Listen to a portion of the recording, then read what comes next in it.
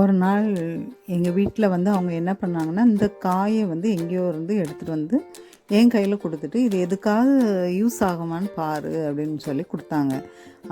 அப்போ நான் அதை பார்த்தோன்னே, "இந்த காய் எதுக்கு யூஸ் ஆகும்?" அப்படின்னு யோசிச்சுட்டு, "இது எங்கேருந்து எடுத்துகிட்டு வந்தீங்க?" அப்படின்னு கேட்டால், இது வந்து ஒரு வேலியில் நிறைய காய்ச்சிருக்கு. இது படர்ந்து நிறைய ஒரு கொடி மாதிரி படர்ந்துருக்கு. அதில் நிறைய காய் இருக்குது.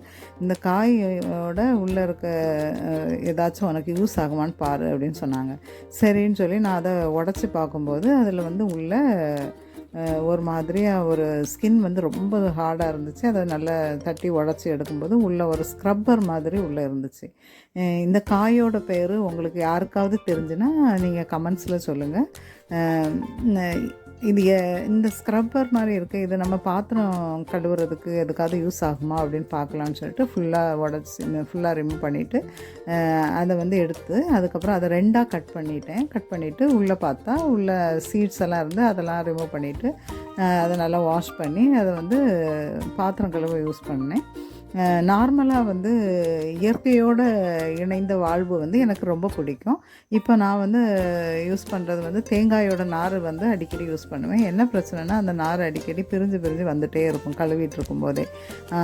ஆனால் இந்த ஸ்க்ரப்பர் வந்து சுத்தமாக அந்த மாதிரி பிரச்சனையே இல்லை. நம்ம ஒன்ஸ் கழுவுனோன்னா அதோட நார் எதுவுமே பிரிஞ்சு வரல, நல்லா இருந்துச்சு. இந்த மாதிரி இயற்கையோடு இணைந்த வாழ்வு உங்களுக்கு யாருக்கு